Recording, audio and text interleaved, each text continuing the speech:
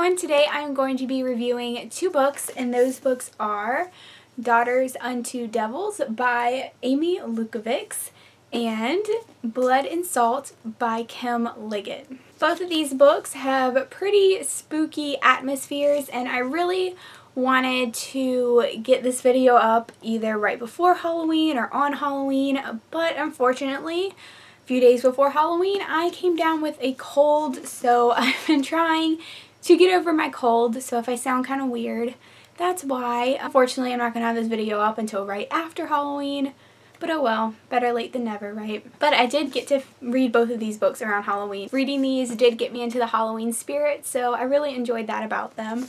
So let's just get into the reviews. First up, Daughters Unto Devils. I requested this book from Harlequin Teen, and they were kind enough to send it to me, so thank you so much, Harlequin Teen, for sending this book to me for review. So as you can see from the cover, this is a pretty scary book, and I was just really excited to read it for Halloween and get scared and get freaked out and get into the Halloween spirit, I guess.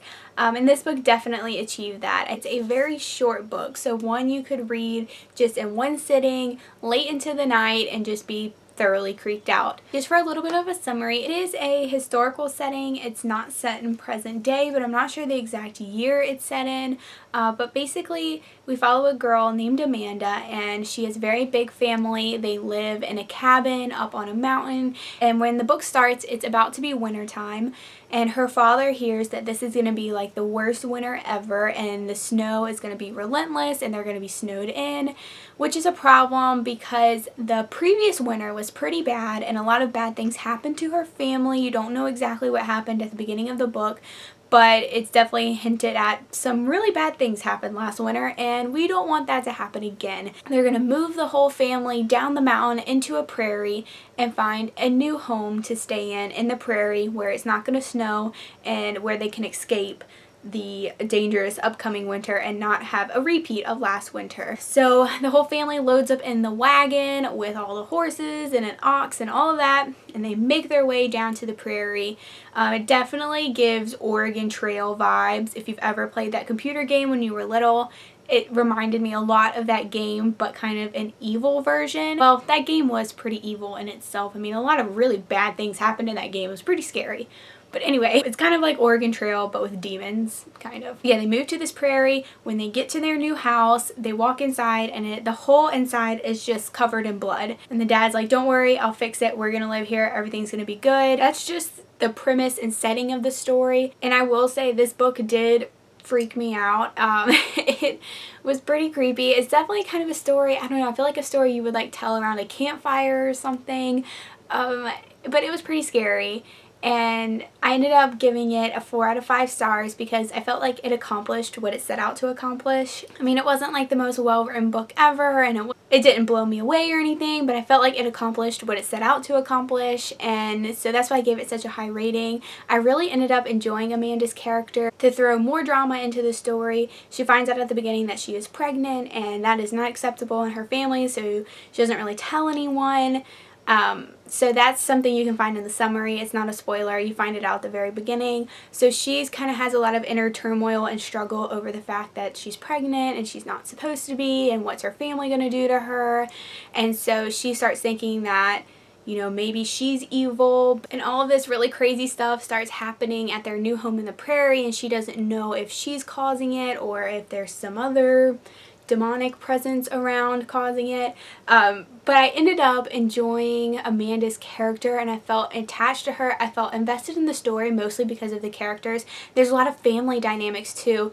Those family relationships are really explored in this book. I really appreciated that, especially since it was a short book, and I felt since I was so invested in the characters, the horror elements had an effect on me. You know, the scary elements scared me because I was invested in the story and because I did like the characters. So I thought there was a good balance between the creepy, spooky elements, but also some emotional attachment to the characters. So I really like that about it. Things are kind of slow in the beginning of the book, but you start to figure more out about this family, and then things, once they move to their new home, like I said, start going haywire. It's definitely a story that pulled me in, that I didn't want to stop reading. It's a very easy and fast read, but one that will definitely give you the chills.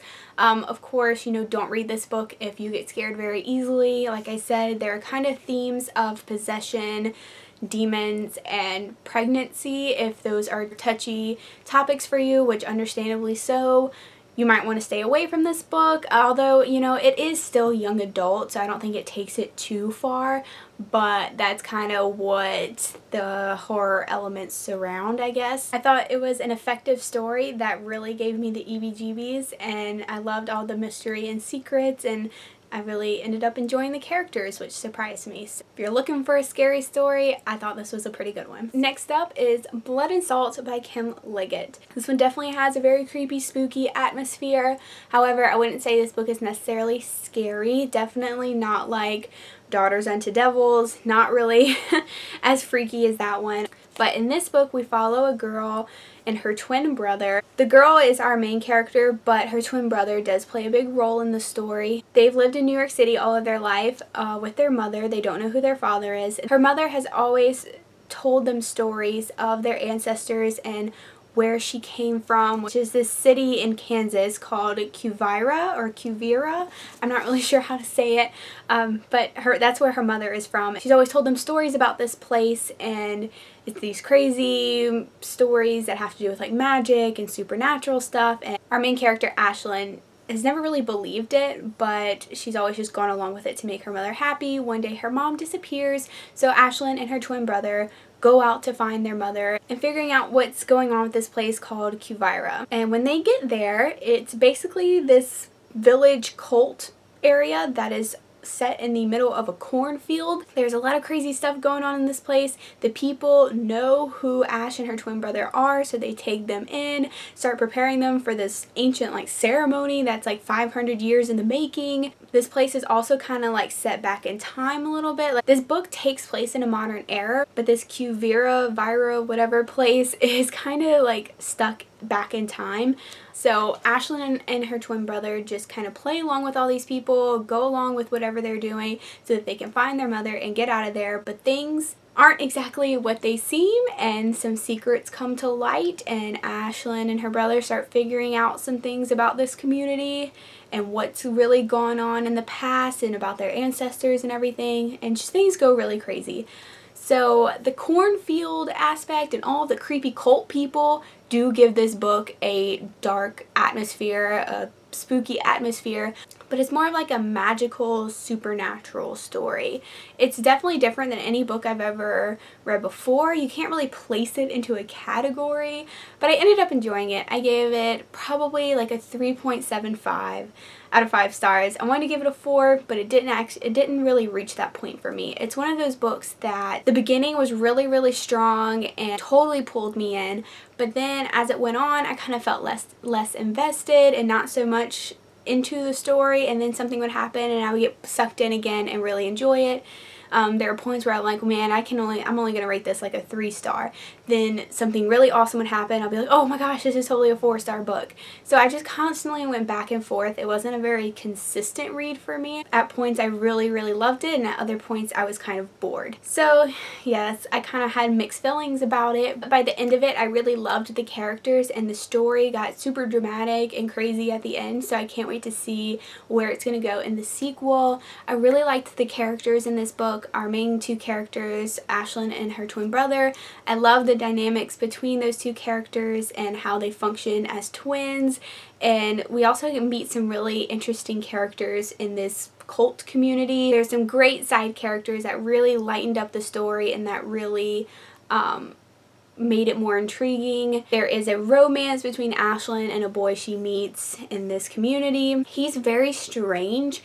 He's not like your normal love interest. And there might be a tiny bit of insta-love between her and him, but it's one of those romances where there are supernatural things taking place that could explain why they fell in love so quickly. So I don't know how you feel about that. It didn't really bother me. I ended up liking the romance, and it was an element that made me enjoy the story even more. Even though the love interest was really weird and definitely questionable, you didn't know if you could trust him or not, even with all of that, I liked the romance. And there's also like a big kind of twist that happens with the romance at the end that I'm very excited to see play out in the next books. So yeah, even though I wasn't totally invested in the plot and the overall story throughout the entire book, I did feel attached to the characters, and I thought the characters were really well developed, and I love seeing the relationships between all the characters change and grow. I loved the mystery aspects of this story, and figuring out all of the secrets and the supernatural stuff was really interesting, but it was kind of confusing at times. Like, I still don't feel like I completely understand what was going on and what this whole community is about. I still don't think I really understand Ashlyn's ancestors and what happened with all of them. I'm still kind of confused on all of that, but hopefully it'll make more sense in the next book. If you like darker stories that deal with kind of cults and supernatural magic stuff, I would recommend this one. There are a few like kind of gruesome scenes maybe, but I wouldn't necessarily say it's scary. So I don't know. It's one of those books that if it sounds interesting to you, I would recommend you pick it up. But if it doesn't sound like your cup of tea, you probably won't like it. And I did receive Blood and Salt from Penguin, so thank you so much, Penguin, for sending that to me. Those are my reviews. I hope you enjoyed. Let me know in the comments if you've read these books. Let me know your thoughts. I will see you next time. Thank you so much for watching. Bye! If there's something strange in your neighborhood, who you gonna call? Ghostbusters. If there's something weird and it don't look